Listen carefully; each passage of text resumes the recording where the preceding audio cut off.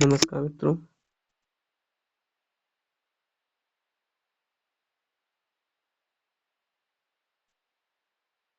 आइए हम लोग कुमार संभव को पढ़ेंगे। जहाँ तक कि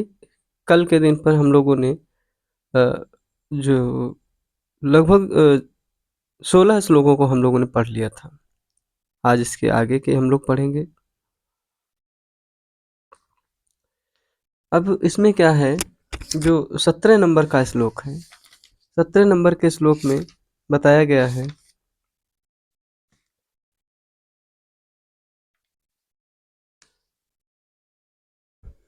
कि इस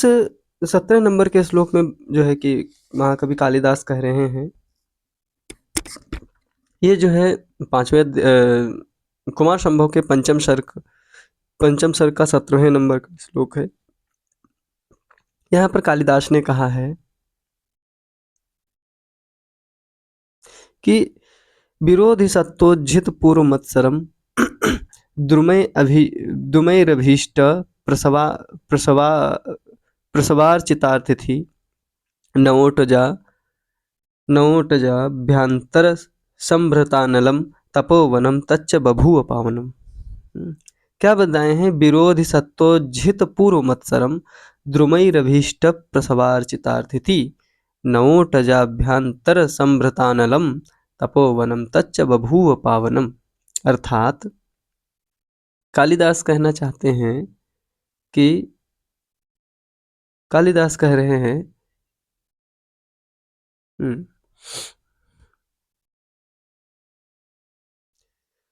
कि विरोधि सत्तोप्युज्झित पूर्व मत्सरम। विरोधी सत्तोप अर्थात एक दूसरे के विरोधी होने पर, जैसे कि कुछ जीव दूसरे जीव के विरोधी होते हैं, तो इसी प्रकार से विरोधी सत्व होने पर भी उज्जित पूर्व मत्सरम, उसको छोड़ करके पूर्व मत्सरम, पूर्व में जो मत्सर्य थी, अर्थात जो क्या कह सकते हैं, जो पूर्व में एक जीव की दूसरे के प्रति जो हिंसक जो वृत्ति थी, उसको छोड़ करके और क्या बताए हैं, और क्या बताए हैं कि क्या करें? अभीष्ट प्रसवार्चितार्थिति, अभीष्ट मतलब इच्छित, और प्रसवार्चिति अतिथि, अतिथि मतलब कोई अगर अतिथि आता है तो उसके अनुरूप, प्रसवा, उसके अनुरूप जो जैसा इच्छा करता है उसके अनुरूप जो है कि वृक्ष फल को प्रदान करने लगते हैं। नवोटजाभ्यंतर संभृतानलम, नवीन उटज का मतलब होता है कुटिया, नवीन कुटिया के अंतर, अभ्यंतर अंतर, संभृत अनलम, निरंतर, अनल मतलब होता है अग्नि जलती रहती है, तच्च तपोवनम पावनम बभूव। और इस तरीके से वह तपोवन जहाँ पर माता पार्वती तपस्या करती हैं, वह तपोवन इस प्रकार से क्या हो रहा है? पावन बभूव, पावन हो रहा है। तो अब जो है कि हम लोग अगला श्लोक पढ़ेंगे। अगले श्लोक में क्या है? अगले श्लोक में बताया गया है कि अगले श्लोक में कहा गया है कि यदा फलम पूर्व तपः समाधिना न तावता लभ्यम असम्मतम असम जो है न तावता लभ्यम मसंस्त कांक्षितम तदा नपेक्षस्व शरीर मार्दवम तपो महत्सा चरितुम प्रचक्रमे। इसके अंतर्गत कहा गया है कि सा यदा तावता, सा मतलब वह माता पार्वती, वह माता पार्वती जब देखा यदा तावता, जब वह माता पार्वती पूर्व तपः समाधिना कांक्षित फलम न लभ्य, जो पूर्व में जो की गई समाधि थी या जो तपस्या थी, ठीक है, पूर्व तपः समाधिना अर्थात जो पूर्व में की गई तप या समाधि जो थी, कांक्षित फलम न लभ्य, उससे इच्छित फल की प्राप्ति नहीं हो रही थी, अमंसत नहीं प्राप्त होने के कारण तदा स्वशरीर मार्दवम, तभी स्वशरीर मार्दवम अपने कोमल शरीर से, और क्या कर रही है माता? स्वशरीर मार्दवम अपने कोमल शरीर से अनपेक्ष महता तपाचरितुम प्रचक्रम, न चाहते हुए भी क्या किया? महत तप, बहुत महान तप के को जो है क्या क्या अपने शरीर की कोमलता को ध्यान किए बिना, अनपेक्ष मतलब बिना ध्यान दिए अपनी कोमलता को, अपनी जो है कि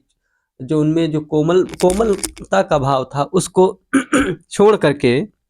मैंने क्या किया, महान तपः चरितुम प्रचक्र में, अर्थात महान तप को, महान कठोर तप को करना आरंभ कर दिया। इस प्रकार से कालिदास जी कहते हैं कि माता पार्वती जो हैं क्या कर रही हैं, अपनी इच्छित फल की प्राप्ति के लिए अनेक प्रकार के महान जो है कि तपों को कर रही हैं। फिर अगले में क्या बताए हैं कि क्लम क्लमं यदौ कन्दुकलीलया पिया तया मुनीनां चरितं व्यगाहत ध्रुवं वपु काञ्चन पद्मनिर्मितं मृदु प्रकृत्या च ससारमेव च। अर्थात क्या बताए हैं कि यह कंदुक लीलया कलम ययो, ठीक है, या मतलब जो माता पार्वती कंदुक लीलया, कंदुक मतलब गेंद खेलने की, ठीक है, कंदुक मतलब होता है गेंद और लीलया का मतलब होता है जो खेल ना, जो माता पार्वती कभी क्या करती थी, गेंद के खेल में अर्थात गेंद खेलने में भी क्लम दुख को प्राप्त करती थी, अर्थात खेलते खेलते थक जाती थी ना, वहीं वही माता पार्वती तया मुनि नाम चरितम व्यगाहत, वही माता पार्वती अब क्या करती है, मुनियों की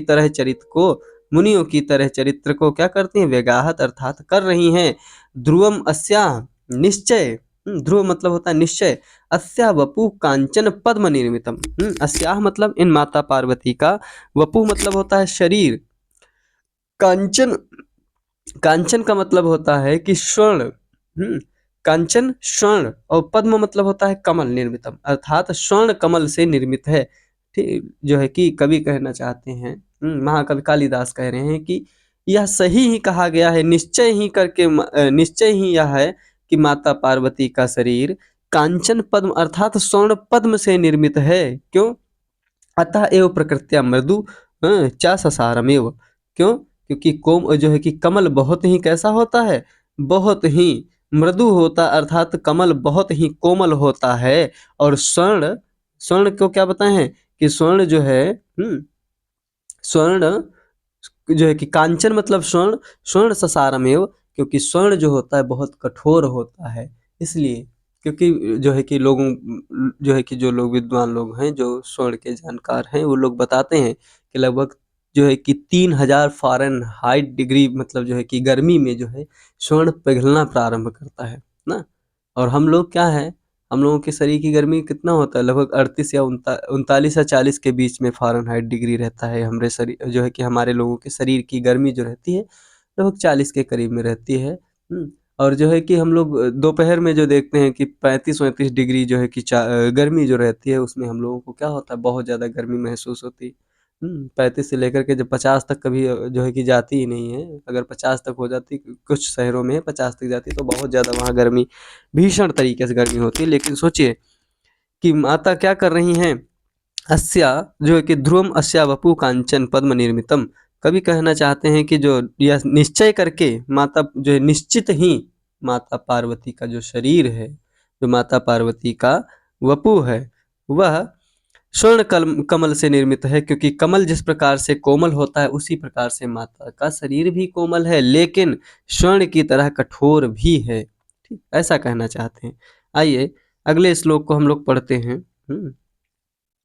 क्यों? इसमें बताया गया उसमें कमल जैसी स्वाभाविक कोमलता और स्वर्ण जैसी स्वाभाविक कठोरता दोनों थी। ठीक, फिर उसके बाद में क्या बताए हैं कि 20 नंबर के श्लोक में बताए हैं कि शुचौ चतुर्णा ज्वलता हविर्भुजां शुचिस्मिता मध्य गता सुधाम सुमध्यमा विजित्य नेत्र प्रतिघातनीं प्रभाम अनन्य दृष्टि सवितारमक्षत। शुचौ, शुचौ का मतलब होता है पवित्र, या जो है कि शुचौ का मतलब कह सकते हैं कि निर्मल, ठीक है, पवित्र या निर्मल। शुचौ शुचिस्मिता, निर्मल जो है कि शुचिस्मित, या हम कह सकते हैं कि निर्मल हास्य करने वाली, ठीक है, शुचिस्मिता निर्मल हास्य वाली, सुमध्यमा, सुमध्यमा और अति क्षीण, सुमध्यमा ज्वलताम हविर्भुजाम, ठीक है, सुमध्यमा मध्यमा मतलब मध्यम में बैठ करके, ज्वलताम चतुर्णाम हविर्भुजा, अपने चारों तरफ अग्नि को जला करके उसके बीच में, ठीक है, निर्मल मुस्कान वाली माता पार्वती क्या करती हैं, बैठ जाती हैं। मध्यगता, मध्य जा करके सती, नेत्र प्रति क्या बता रहे हैं कि नेत्र प्रतिघातिनी प्रभाम, ठीक है, माता जो है कि जो नेत्रों की, जो नेत्रों को जो है कि क्या कर देती है, उनको घात पहुंचाती है, अर्थात उनको दुख पहुंचाने वाली। प्रभा मतलब तेज को विजित करने के लिए, अर्थात उसको जीत करके अनन्य दृष्टि, सतीम सवितारम इक्षत। माता किस प्रकार से तप कर रही हैं, तो कवि कालिदास कह रहे हैं, महाकवि कालिदास कह रहे हैं कि जो माता अपनी अत्यंत निर्मल जो है कि हास्य करने वाली अथा जो है कि तथा बहुत ही क्षीण कटी वाली माता पार्वती ग्रीष्म काल में, ठीक है, अर्थात उनके सौंदर्य का वर्णन करते हुए कहते हैं कि जो माता बहुत सुंदर मुस्कान वाली थी, बहुत ही जो है कि क्षीण कटी मतलब होता है कमर, क्षीण मतलब जो होता है पतले कमर ना, मतलब जो है कटी जो है कि पतले कटी भाग वाली माता पार्वती क्या कर रही हैं, वो माता अपने चारों ओर अग्नि को जला करके उसके बीच में बैठ करके तपस्या कर रही हैं। और जिस नती जो है कि सती नेत्र घातिनी प्रभा को जो है कि जीत करके ना, नेत्र घातिनी प्रभा अर्थात जो सूर्य को देख करके जिनकी जो है कि जब आंखें चौंधिया जाती हैं, ठीक है, चकाचौंध हो जाती हैं, ऐसी प्रभा को देख लगातार माता जो है कि बिना पलक झपकाए लगातार निरंतर देखने से क्या हो गया, उन्होंने उस प्रभा को देखते देखते क्या किया, उस प्रभा पर जीत हासिल कर ली। और क्या किया, अनन्य दृष्टि सती सवितारम इक्षत। इस प्रकार से माता सती क्या करती हैं, निरंतर सूर्य को बिना पलक झपकाए निरंतर देखती रहती हैं। इस प्रकार से जो है कि कवि महाकवि कालिदास माता का जो है कि माता पार्वती के गुणों का गुणगान कर रहे हैं, उनकी जो है कि तपस्या का गुणगान कर रहे हैं। और क्या बताए हैं कि तथाति तप्तम सवितुर्गवस्तिभिः मुखम तदीयम कमलश्रियम दधौ, अपांगस अपांगयो केवलमस्य दीर्घयो शनै शनै श्यामिकया कृतं पदम, ठीक है। सवितुः गवस्थिवि, सवितुः, सवितुः का मतलब होता है सूर्य, और गवस्थिवि सूर्य की किरणों से, या सूर्य की किरणों के द्वारा, तथा वह अतितप्त, अत्यधिक तप्त हो करके, तदीयम मुख कमलश्रियम दधौ, तदीयम उनका, मुखम मुख, कमलश्रियम कमल की शोभा को धारण करता है, ठीक है। क्या करते हैं माता पार्वती, सूर्य की किरणों से इस प्रकार संतप्त होकर के भी, ठीक है, निरंतर भाई सूर्य को जो है देखते देखते, सूर्य में रहते रहते माता क्या कर रही हैं, उनसे संतप्त होती हैं। क्या लिखा है, अतितप्तम, उससे क्या कर रही हैं, गर्मी ज्यादा गर्म होते ना, वे क्या कर रही हैं, उसकी तप्त को, उसकी गर्मी को सहन करते हुए माता का मुख कमल, मुख जो है कमलश्रियम दधो, कमल की शोभा को धारण कर रहा है। अस्या दीर्घयो अपांगयो केवलम शनै शनैः श्यामकापि पदम कृतम, अस्या दीर्घयो, और इनकी, अस्या क्या हो गया, जिस प्रकार से कमल खिल उठता उसी प्रकार से माता का मुख भी क्या होता है, सूर्य को देखते देखते प्रसन्नता की ओर, प्रसन्नता को धारण कर रहा है। किंतु उनकी केवल उनकी आंखों के दीर्घ किनारों के भाग, दीर्घयो जो लंबे लंबे जो है कि आँख के आसपास के जो भाग होते हैं, अपांगयो केवलम केवल, शनै शनै श्याम कापि पदम कृतम, धीरे धीरे उनके आँखों के जो किनारे के जो है कि जो भाग हैं, वो धीरे धीरे थोड़े सांवले, या श्याम वर्ण के हो गए हैं, अर्थात या सांवले हो चुके हैं, या कह इस तरीके से कहा जा सकता है, या कह सकते हैं कि उनके जो आँख के जो है कि किनारों के भाग हैं वो धीरे धीरे कुछ सांवले से पड़ गए हैं। फिर फिर अगले नंबर का श्लोक है, 22 नंबर का श्लोक है। इसमें क्या बता रहे हैं कि अयाचितोपस्थितमम्बु केवलम रसात्मकस्योडुपतेश्च रश्मया बभूव तस्या किल पारणा न वृक्षवृत्ति व्यतिरिक्त साधना। अर्थात क्या बताएं कि अयाचितोपस्थित अम्बु केवलम रसात्मकस्योडुपतेश्च रश्मया बभूव तस्या किल पारणा न वृक्षवृत्तिर्व्यतिरिक्त साधना। अर्थात अयाचितोपस्थि केवलम अम्बु, अयाचितोपस्थितम केवलम अम्बु। अयाचितो मतलब एक होता याचित, एक होता अयाचित। याचित का मतलब जब हम किसी से जल मांगते हैं तो कैसा जल होता है, जब हम किसी से कुछ मांगते हैं तो याचित होता है, अर्थात हम याचना किए कि हमको ये दे दीजिए, प्रार्थना किए। और अगर हम किसी से नहीं मांगते हैं फिर भी हमको मिल रहा है तो कैसा होता है, अयाचित होता है। तो इसी प्रकार से कवि कालिदास कहते हैं कि अयाचितोपस्थितम केवलम अम्बु। अयाचितोपस्थितम अर्थात बिना मांगे जो उपस्थित जल हुआ, या जो बरसात का जो जल हुआ, जो कैसा था, जो बिना मांगे मिला था, ऐसा जल, केवलम अम्बु केवल जल, और रसात्मकम रसात्मकस्य रसात्मकता का, उडुपते च रश्मया। उडुपते, उडुप मतलब होता है नक्षत्र, तारे, ठीक है, उनके पति चंद्र, ठीक, अर्थात चंद्रमा की रश्मि, रश्मि मतलब होता है किरणें, ठीक है, अर्थात रसात्मक चंद्र की किरणें तस्या पारणा विधि बभूव। और किल मतलब निश्चित ही, निश्चित ही उन माता के, जैसे कि कोई व्यक्ति व्रत करता है तो पारणा, पारणा का मतलब होता है जब व्रत का अंत करता है, व्रत को अपने समाप्त करता है तो कुछ न कुछ प्राप्त करता है, अर्थात खाने के लिए उसको मतलब जो है कि अपने जो है कि भोजन के लिए कुछ न कुछ रखता है। उनको जो है कि ग्रहण करने के लिए कुछ न कुछ, जो है कि पारणा करने के लिए कुछ न कुछ रखता है, ठीक। पारणा का मतलब ये होता है कि जैसे कि हम व्रत रखें और व्रत को अब हम समाप्त कर रहे हैं और समाप्त करने के स्थान पर कुछ न कुछ क्या करेंगे, ग्रहण करेंगे, असन करेंगे। असन मतलब खाएंगे ना, तो जो खाते हैं उसी को पारणा करते हैं ना।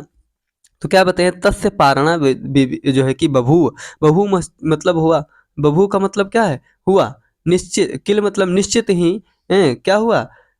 जो है अयाचित, अयाचित उपस्थितम केवलम अम्बु, अर्थात बिना मांगे जो जल प्राप्त हुआ, मेघों के द्वारा जो बरसाया गया जल था वही प्राप्त हुआ। और क्या हो गया, रसात्मक उडुपेन, जो चंद्रमा की किरणों से, ठीक है,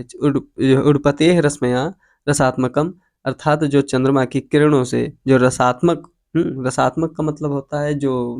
चंद्रमा की किरणों से जो ओस टपकती है वो, तस्य पारणा विधि बभू, ठीक है, उनकी पारणा विधि हुई, माता की पारणा विधि हुई। और व्रत व्रत जो है कि वृक्ष वृत्ति व्यतिरिक्त साधना पारणा विधि न बभूव। और क्या बताए हैं कि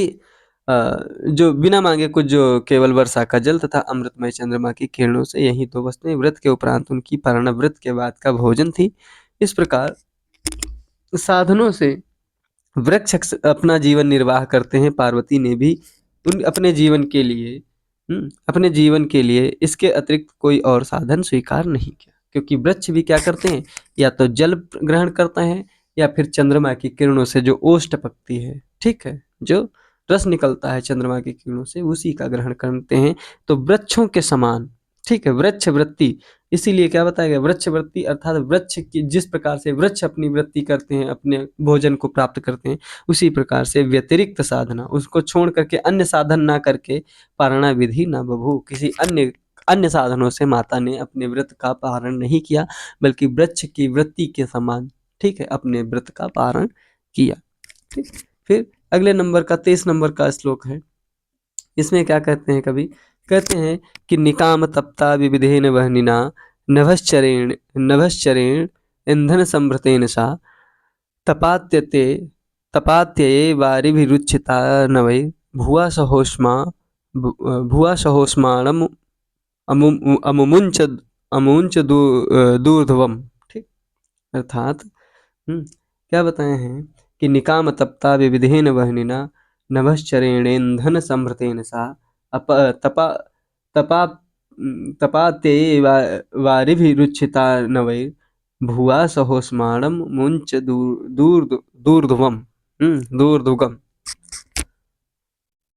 अर्थात विविधेन नभश्चरेण, ठीक है, विविधेन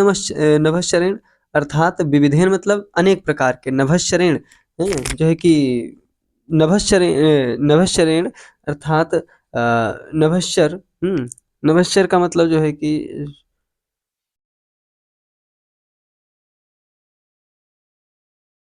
जो है कि विविध प्रकार के सूर्य तथा चारों ओर जलने वाली, ठीक है, नभश्चरेण ईंधन समृतेन वहनिना, क्या बताएं कि विविध प्रकार की सूर्य तथा चारों ओर जलने वाली अग्नि के कारण, ईंधन समृत, ठीक है, विविधेन नभश्चरेण ईंधन समृतेन वहनिना, अग्नि के द्वारा निष्कामता, ठीक है, निष्कामता सा तपात्यै नवै वारिभिः उच्चिता सती भुवसा ऊर्ध्वम उष्माणम अमुंचत। अर्थात विविध प्रकार की सूर्य तथा चारों ओर जलने वाली अग्नि के कारण अत्यंत तप्त पार्वती का शरीर ग्रीष्म काल के बीत जाने पर नए नए बादलों की वर्षा से सिंचित होकर तपी हुई भूमि के साथ ही ऊपर जाने वाली भाप छोड़ने लगी। ठीक।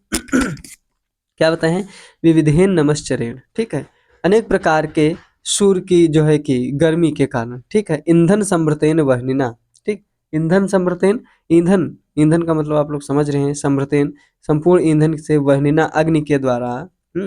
निष्कामता सा तपन्त्यते, जिस प्रकार से अग्नि सूर्य के, जैसे कि जो गर्मी का मौसम होता है उसमें क्या करते हैं कि माता पार्वती अग्नि को चारों तरफ जला करके और सूर्य के धूप में बैठ करके क्या करती हैं, अपनी तपस्या करती हैं, और उससे क्या होता है, धरती भी बहुत ज़्यादा, सूर्य के तप से क्या होता है, धरती भी क्या हो जाती है, बहुत ज़्यादा तप्त हो जाती है ना। तो इस प्रकार से जो है कि तप करती है माता पार्वती नवई बार भी उच्चिता सती। नवई बार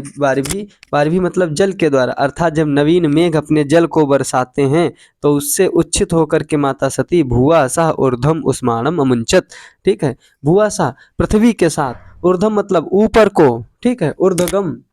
ऊपर को गमन करने वाली, उष्माणम मतलब होता है ऊष्मा को या भाप को, अमुंचत छोड़ने लगी। जैसे कि पृथ्वी क्या होती है कि जब पानी बरसता है बहुत दिन बाद, तो जब गर्म पृथ्वी होती है तो क्या करती है, भाप को छोड़ती है। तो उसी प्रकार से माता के ऊपर जब जल की वृष्टि हुई तो वो भी क्या है, उनके शरीर से भी भाप जैसी निकलने लगी। तो अगले नंबर का श्लोक देखते हैं हम लोग। प्रस्तुत श्लोक में अब क्या बताए गए हैं कि जो बूंदे मतलब जो है माता के ऊपर गिर रही हैं, अब उनका वर्णन किया गया है। क्या बताए हैं कि स्थिता क्षणम पचमसु ताड़िताधरा पयोधरोत्से धनिपात उपचूर्णिता वलीषु तस्या स्खलिता प्रपेदिरे चिरेण नाभिम प्रथमोद बिंदवः, ठीक, प्रथमोद बिंदवः, तस्याः पचमसु क्षणम स्थिता प्रथमोद बिंदवः, प्रथमोद बिंदवः अर्थात वर्षा काल की प्रथम बूंदे, वर्षा काल की प्रथमोद बिंदवः अर्थात प्रथम जो वर्षा काल की बूंदे हैं वह क्या हो गई, तस्याः पचमसु क्षणम स्थिता, तस्या मतलब उन माता के, जो है कि पचमसु, पच्छ, पच्छ का मतलब होता है जो पलकें होती हैं, पचमसु अर्थात पलकों में, क्षणम स्थिता क्षण भर स्थित कर रही, अर्थात जो बूंदे गिरी वो माता के पलकों में, जो है कि नेत्रों की जो पलकें होती हैं उनमें क्षण भर स्थित रही। ताड़िता धरा, ताड़िता धरा अर्थात फिर वहां से जो है कि उतर करके, तड़ित निकल करके, अधरा पयोधरा, अधरा मतलब उनके जो है कि ओष्ठों पर, पयोधर जो है कि जल की बूंदे रही, फिर सेध निपात चूर्णिता, और उससे भी जो है कि टकराती हुई, अधरों से टकराती हुई कठोर स्तनों पर, ठीक है, चूड़िता वलीसु स्खलता चिरेण नाभिम प्रपेदिरे, ठीक, और क्या किए, पयोधरा, पयोधरा मतलब होता है स्तन, ठीक, पयोधरा से धनिपात चूणिता, ठीक, और जो है कि स्तनों से टकराती हुई टुकड़े टुकड़े होकर के, छिन्न भिन्न होकर के, निपात चूणिता अर्थात वह टूट करके, वलीसु वह बूंदे टूट करके क्या हो गई, स्खलिता गिरती हुई, चिरेण नाभिम प्रपेदिरे कुछ समय तक नाभि में पहुंचने के बाद, प्रपेद जो है कि स्खलिता चिरेण नाभिम प्रपेदिरे, और क्या हो गई, नाभि में पहुंच करके, प्राप्त करके विलीन हो गई, अर्थात जो है कि माता के ऊपर जो सूर्य की अग्नि की जो तपस्या की जो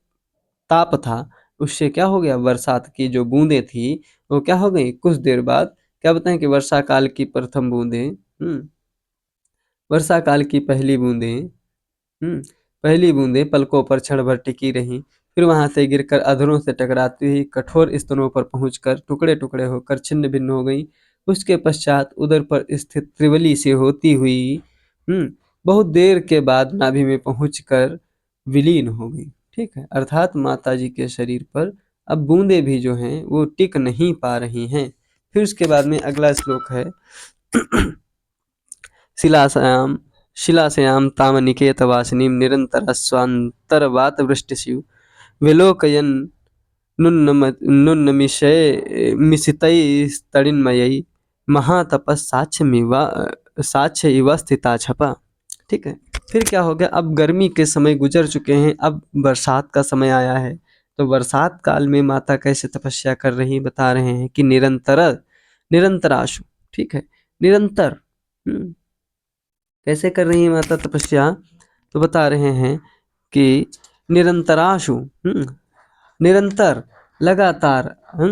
और क्या बताएं हैं कि निरंतराशु अवांतरवात वृष्टि भी, जो है कि निरंतराशु अंतर्वात वृष्टिशु, अंतर्वात जो है कि हवा के सहित वृष्टि बरसात हो रही है। और निरंतर मतलब तेजी के साथ में, बहुत तेजी के साथ में क्या हो रही है कि हवा चल रही है, और हवा के साथ में घनघोर वर्षा हो रही है। क्या हो रही है, घनघोर वर्षा हो रही है। अनिकेत वासिनीम शिलायाम ताम, अनिकेत वासिनीम अर्थात जो निकेत का मतलब होता है घर, और घर, और अनिकेत मतलब जो बेघर होकर के वासिनीम रहती हैं, कहाँ रहती हैं, अब अपनी गुफा में आपने जो है कि जो उनका स्थान था, निवास स्थान था, जो अपने मतलब जो है कि उटज थी, कुटिया थी, उसको छोड़ करके अब कहाँ रह रही है माता, आकाश के नीचे लेटती हैं, आकाश के नीचे रह रही हैं, यहाँ पर उनके ऊपर सीधे जो है कि जल वृष्टि होती है। शिलायाम, शिला के ऊपर, पत्थर के ऊपर, ताम महातपा, उन माता के द्वारा महान तप, साक्षी होकर के स्थित थी। छपा रात्रि ताड़िन्मय, ताड़िन्मय मतलब जो है तड़िन्मय, बिजलीमय होकर के, उन्मीलिते विलोकयन इव, मानो जो है कि माता को देखने के लिए रात्रि क्या कर रही है, बिजली रूपी अपनी आंखों के माध्यम से माता को देख रही है। छपा, छपा का मतलब होता है रात्रि। रात्रि कैसे देखती है माता, निरंतर क्या हो रहा है कि निरंतर जो है कि बहुत तेजी के साथ में वायु के साथ जो है कि वृष्टि वायु के साथ में हो रही है। और ऐसी स्थिति में अनिकेत वासिनी माता बिना घर होकर के, अर्थात आसमान के नीचे, शिलायाम, शिला के ऊपर, पत्थर के ऊपर, ताम महातपया, उस जो है कि शिला के ऊपर महान तप करती हैं, और साक्षी होकर के, ठीक है, स्थित होकर के, छपा रात्रि, क्या कर रही है, ताड़िन्मय उनमें सिते वे लोग बिजली के माध्यम से जो रात में विद्युत चमक रही है, उस विद्युत के माध्यम से, ठीक है, जो ताड़ित होती है अर्थात जो विद्युत होती है, उससे उनमें सिते वे लोग, ठीक है, माता को देखती हैं और साक्षी देती हैं कि हाँ, हमने माता को तपस्या करते हुए देखा। फिर अगला श्लोक है 26 नंबर का श्लोक है। क्या कहती हैं, जी क्या हो गया भाई,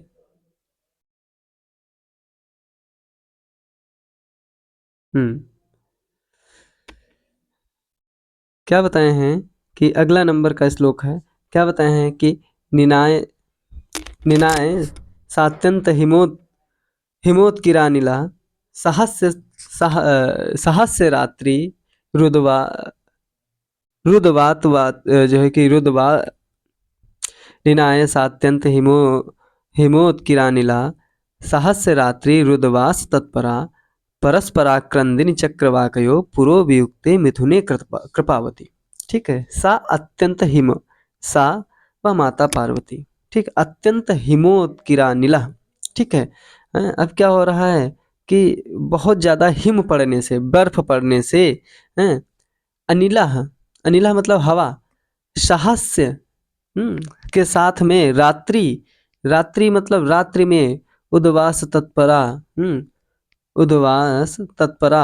तत्परा मतलब जो रात्रि के अंतर्गत जो एक जो है कि उद्वास तत्परा जो है कि जो रहते हुए तत्पर, निरंतर, और परस्परा क्रंदिनी पूरा उपयुक्ते, जो क्या है, जो एक कहावत चली आ रही है कि जो है भी ऐसा कि रात्रि के अंतर्गत जो चक्रवाक पक्षी होते हैं, जो चकवा होते हैं, वो चकवी से अलग हो जाते हैं, अर्थात वो एक दूसरे से, पुरुष स्त्री क्या होते हैं, अलग हो जाते हैं। चक्रवाकयो मिथुने कृपावती सती निनाय, और ऐसी स्थिति में माता पार्वती उन दोनों का मिथुन कराती हैं, अर्थात क्या करते हैं, उन दोनों को प्रेम देती हैं। फिर जैसे बताया गया है कि पौष मास की रातों में जब तेज बर्फीली हवा चलती रहती है, तब भी माता पार्वती जल में निवास करके, उद्वास तत्परा, उद्वास तत्परा, उद मतलब होता है जल, उदक माने क्या होता है जल, वास तत्परा, और ऐसे जल में निरंतर जो है कि जब अत्यंत हिम की वर्षा हो रही है, अर्थात जब ठंडा का मौसम आ गया है, तब माता कहाँ तपस्या कर रही हैं? तब माता जल में रह करके तपस्या करती हैं, और जल में तपस्या करती हुई विरह के कारण रुदन करने वाले चक्रवाक के जोड़ों पर कृपा करके माता जो है कि भाव रखते हुए माता रातों को बिता दिया करती हैं। फिर अगला श्लोक है।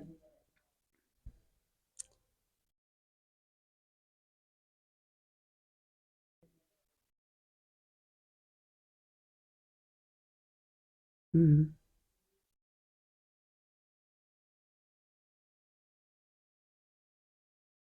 हम्म, फिर अगला श्लोक है,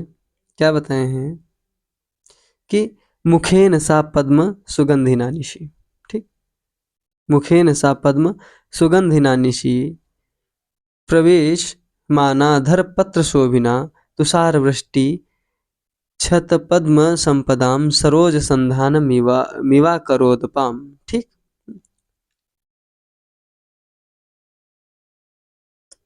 यही सही है। फिर क्या बताए हैं कि सा निशि, वह रात्रि में, पद्म सुगंधिना, जो है कि पद्म सुगंधिना सा, वह माता पार्वती, निशि मतलब रात में, पद्म सुगंधिना, पद्म मतलब होता है कमल की सुगंध के द्वारा, प्रवेशमाना, क्या बताए हैं, प्रवेशमाना, प्रवेपमाना, ठीक है, प्रवेपमाना अर्थात जो है कि वेपमाना, वेपमान मतलब होता है कंपमान, ठीक है, कांपते हुए हैं, क्या बताएं, कंपमाना अधर पत्र शोभिता, अधर मतलब माता के जो कि अधर, जो ओंठ हैं, वो जो है कि कमल दल के समान सुशोभित होने वाले, ठीक है, सुशोभित होने वाले, और क्या बताएं कि मुखेन तुषार, मुखेन मुख के द्वारा, मुखेन तुषार वृष्टि, तुषार मतलब होता है अब बर्फ, ठीक है, वृष्टि मतलब बरसात, जब रात्रि में, ठंडक की रात्रि में तुषार वृष्टि होती, जब बर्फ की बरसात होती है, छत पद्म संपदाम, तब क्या होती है, छत विछत हो जाती है, अर्थात नष्ट हो जाती है, पद्म संपदाम, पद्मों की शोभा अर्थात कमलों की शोभा तब क्या हो जाती है, छत हो जाती है, अपाम करो जो है, अपाम सरोज संधानम अकरोत इव, ऐसी स्थिति में जब कमल नष्ट हो जाते हैं, तब जो है, तब जो तालाबों में स्थित माता के जो ओष्ठ हैं, वहीं को जो है, उन्हीं को जो है कि कमलों की उपस्थिति का भान कराती रहती, अर्थात माता के जो ओष्ठ हैं वो भी कमल के समान, उनके नेत्र भी कमल समान है, तो इसलिए क्या है, और उनके हाथ भी जो है, उनका संपूर्ण शरीर कोमल कमल के समान है, ठीक है, तो ऐसी कोमल जो है कि कोमलता को तालाबों के अंदर क्या है, जो है कि माता जो है उस ठंडे के दिनों में, उस जो है कि ठंड के समय में भी माता क्या करती हैं, वहाँ पर कमल का भान कराती रहती हैं, कमल का ज्ञान कराती रहती हैं। फिर अगला जो है कि श्लोक,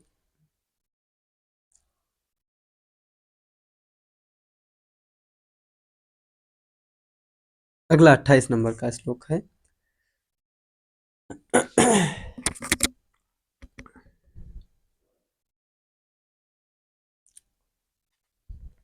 अब इसमें क्या है, फिर अगले 28 नंबर के क्या बताए हैं कि स्वयं विशो, हम्म, स्वयं विशो विशो स्वयं विशोण द्रुमपर्ण वृत्तिता परा ही काष्ठा तपसस्तया पुनः तदप्यपाकीर्ण मत प्रियम वदन्त्यपर्णेति च ताम पुरा विदः। ठीक है, क्या बताएं कि स्वयं विशीर्ण द्रुम पर्ण वृत्तिता, ठीक है, और अब क्या कर रही है माता पार्वती, स्वयं विशीर्ण, स्वयं मतलब स्वयं के द्वारा, विशीर्ण मतलब त्यागे हुए, द्रुम मतलब होता है वृक्षों के द्वारा, पर्णवृत्तिता, ठीक है, जो पत्ते गिराए जाते हैं, जो सूखे पत्ते माता के ऊपर गिर रहे हैं, बच्चों वृक्षों के द्वारा स्वयं से जो सूखे पत्ते गिराए जा रहे हैं, उन्हीं से वृत्तिता, उन्हीं से अपनी वृत्ति कर रही है, अर्थात उन्हीं से अपना भोग लगा रही है माता, और क्या करती है, तपस्या पराकाष्ठा ही, और माता क्या करें, तपस्या की क्योंकि माता जो है वो तपस्या की पराकाष्ठा को प्राप्त कर लिए हैं, ततः पुनः तथा मतलब तभी, पुनः बाद में, उससे अपि अपाकीर्णम, उससे भी क्या करती, अपाकीर्ण, अर्थात उन्हें भी क्या करती हैं, छोड़ देती हैं। उन्हें भी क्या करती हैं पार्वती, हैं माता क्या करती हैं, अपनी तपस्या की पर जो है कि चरम सीमा पर पहुँचने पर तया उनके द्वारा पुनः तथापि जो है कि तथापि अपाकीर्णम अर्थात उन पत्तों को भी खाना छोड़ दिया गया है। हैं अतः प्रियम वदा ताम पुरा विदा अपर्णा इति वदन्ति। तभी से तभी से माता के प्रिय लोग, अतः तभी से प्रियम वदा जो है कि प्रियम वदा, जो प्रिय बोलने वाले हैं, जो माता को मानने वाले लोग हैं, ताम उनके द्वारा पुरा विदा पुराणों में बताया गया अपर्णा इति, अपर्णा जो उनका अपर्णा नाम बताया गया हुआ इसी तरीके से क्या हुआ, सार्थक हुआ। तो यहाँ पर देख लीजिए तदाप्यपाकेण मता प्रियंवदा वदन्त्यपर्णेति च ताम पुरा विदा, इसको आप लोग जो है कि नोट कर लीजिए, सूक्ति में ही गणना की जाएगी। ठीक है, अर्थात माता को अपर्णा बताया गया है ना। क्या हो गया, माता ने क्या किया, कुछ दिन पत्ते खा करके काम चलाए और कुछ दिन बाद क्या किए, उन्होंने पत्ते भी खाना बंद कर दिए। और जो है कि हरे पत्तों को छोड़ करके माता सूखे पत्तों को खाती थी और कुछ दिन बाद क्या किया, उन पत्तों को भी खाना बंद कर दिया। इसीलिए पुराणों में उनके उनसे प्रेम करने वाले लोगों ने पुराणों में उनका नाम अपर्णा बताया है। ठीक, फिर अगले नंबर का श्लोक है 29 नंबर का श्लोक है। कहाँ से 32 आ गया भाई, 30।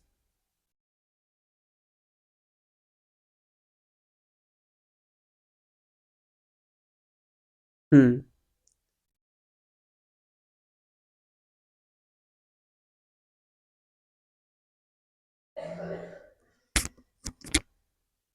मृणाल, हाँ 29 नंबर का श्लोक है।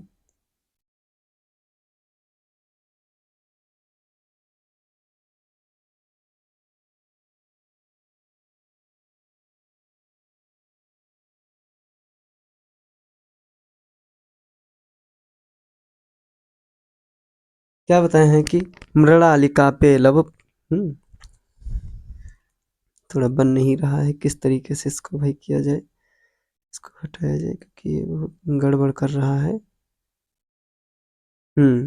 इस तरीके से ठीक। क्या बताए हैं कि मृणालिका पे मृणालिका पेलव में मेवमादिभिः वृतैः समङ्गं ग्लपयन्ति महर्निशं तपः शरीरैः कठिनैरुपार्जितं तपस्विना दूरमधश्चकारशा। ठीक है, मृणालिका पेलवम स्वयं अंगम। ठीक, मृणालिका पेलवम स्वयं अंगम। मृणालिका मतलब इस प्रकार से उपर्युक्त जो व्रत बताए गए हैं कि जो कुछ दिन मतलब जो है कि जो कमल के समान, ठीक है, जो कोमल माता पार्वती आदि भी व्रत जो अनेक प्रकार के जो व्रत किए, जैसे अग्नि, गर्मी में अग्नि जो है कि अग्नि जला करके उसके चारों तरफ व्रत जो है कि उसमें बैठ करके व्रत करना, ठंडक में जो है कि बरसात में खुले आसमान के नीचे पत्थर पर बैठ करके जो है कि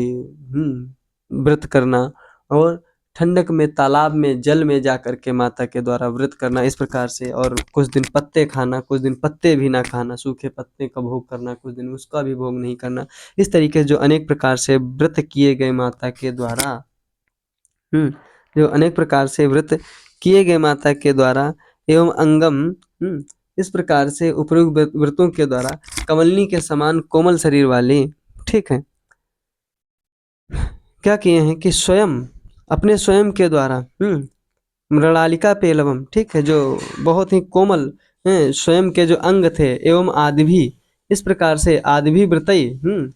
जो अन्य प्रकार से जो पूर्व में व्रत किए गए उनसे अहर निशम ग्लपयंती, रात दिन जो है कि उनमें अपने शरीर को गलाती हुई, सा कठिन शरीरम उपार्जितम, उन्होंने क्या किया, अपने शरीर को बहुत ही कठिन उपार्जना की, अर्थात उन्होंने अपने शरीर को बहुत कठिन बना लिया। तपस्विनाम तपः दूरम अधिकरश्चा, क्या बताए हैं कि तपस्विनाम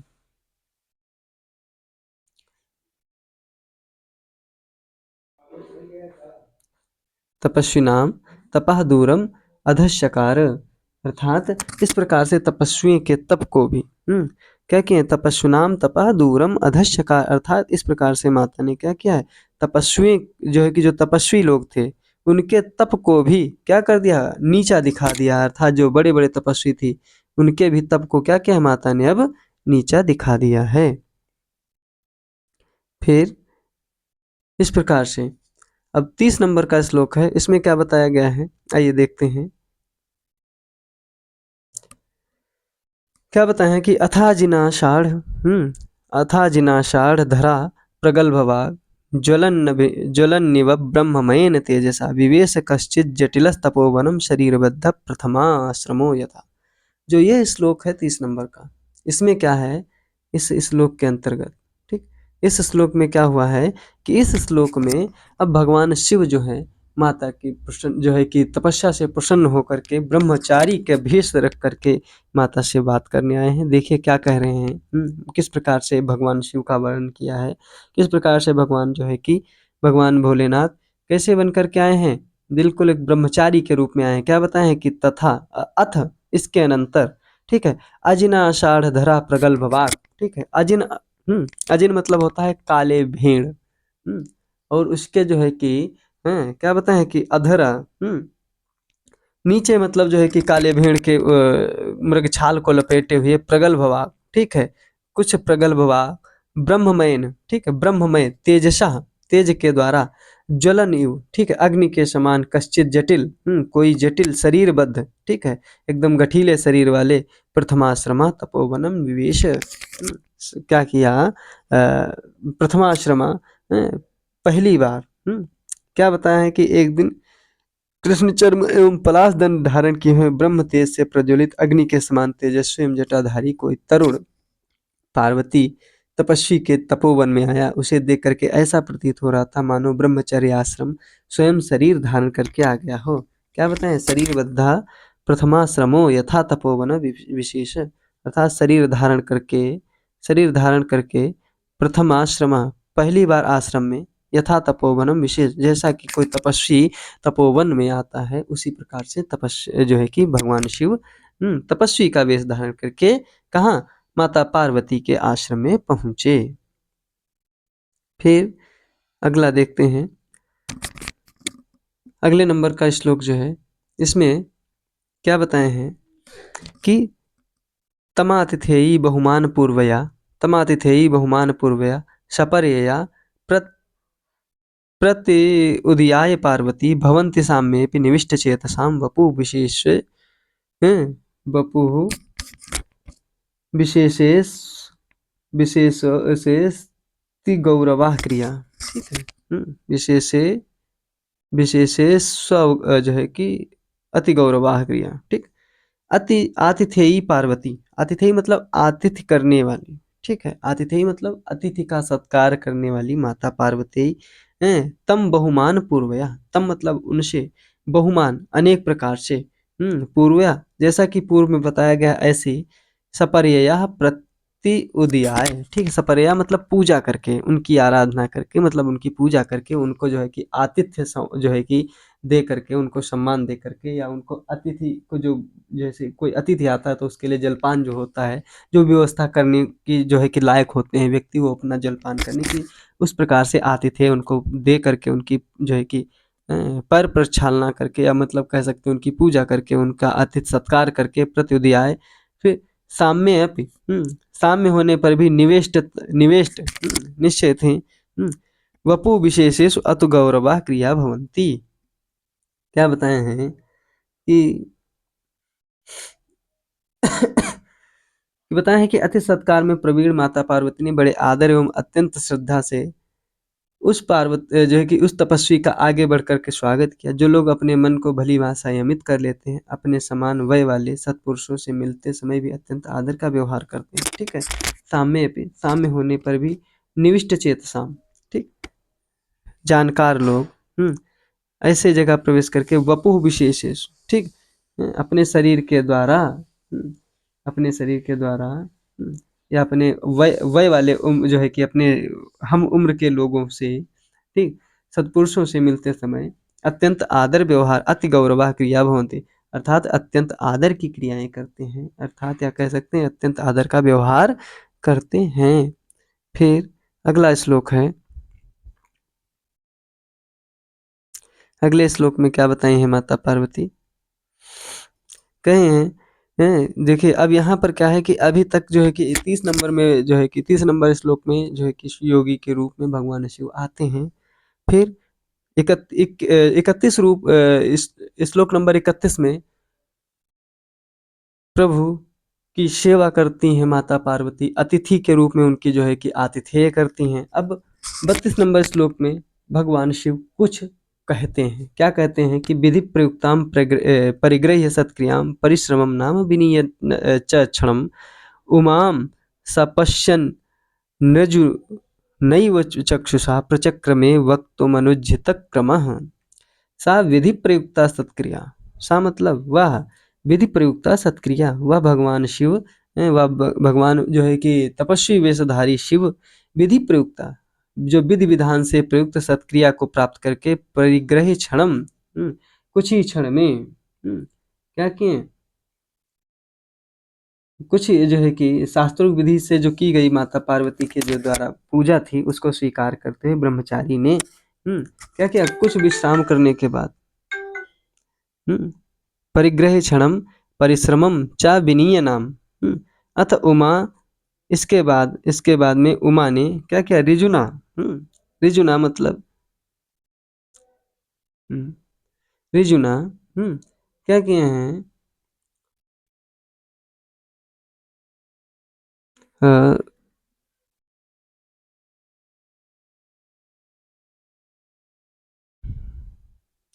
जो है कि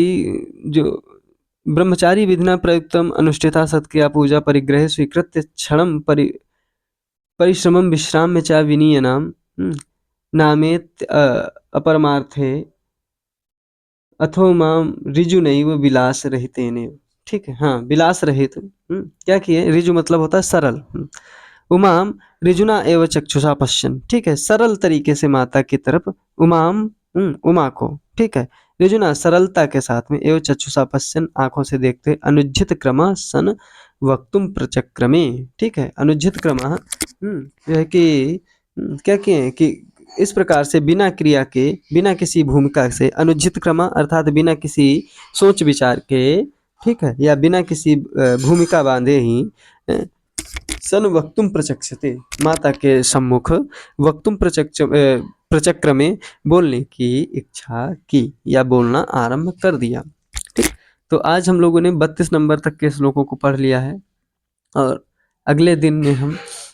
क्या करेंगे, अगले दिन में हम लोग जो है कि 33 नंबर के श्लोक को पढ़ेंगे। तब तक के लिए आज यहीं पर जो है कि आज क्लास को